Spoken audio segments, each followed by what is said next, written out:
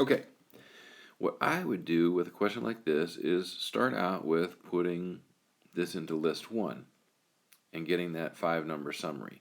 Maybe even making the box plot. Remember that? The calculator will do it for you. And don't forget that you've got quartile 1 here and quartile 3 there, and the median and the maximum or the high number and the low number. And don't forget, quartile 1 is the median of the low number to the middle. Okay. And quartile 3 is the median of the middle to the high number.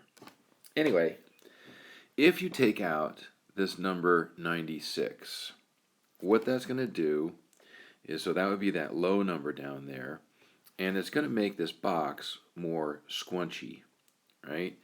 And that is the IQR. The difference between Q3 and Q1 is the IQR. And if you get rid of that lowest number there, it's going to probably make a new graph, right, where this box is not quite as big. That is letter E. Okay, there you go. Let's go to number 9.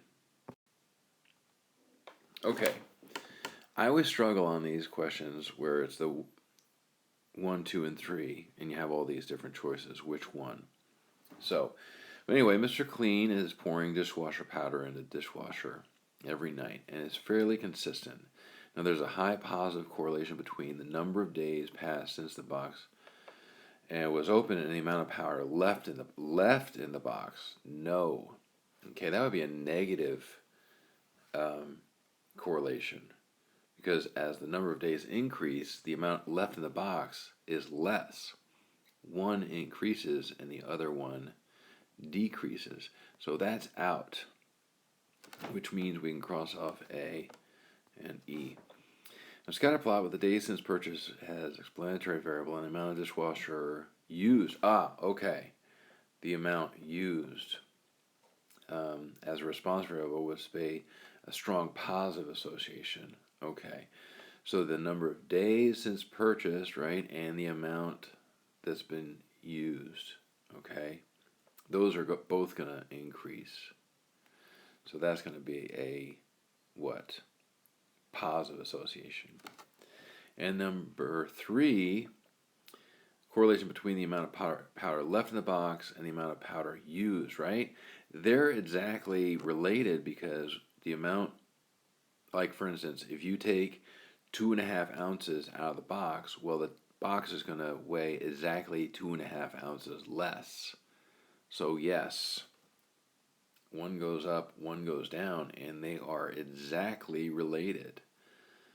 That's this one and this one, which means it's got to be this one. Okay.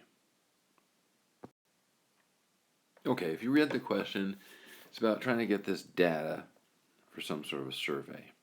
Now, they get 3,000 countries, and they're divided into urban, rural, suburban, and a separate sample is chosen from each group, and this is what type? Let's see. Well, remember, stratified is when we divide our group into, has a certain characteristic that's the same. Remember?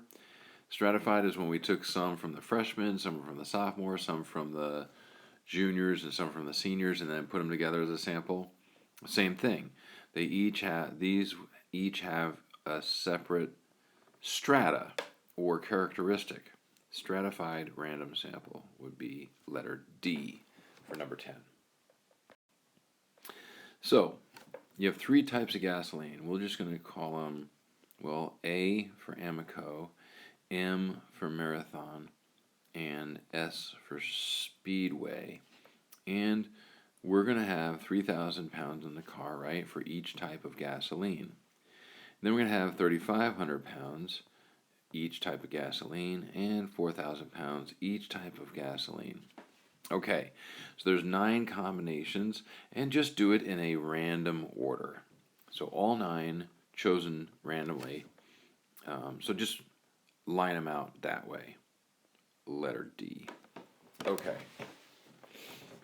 What's next?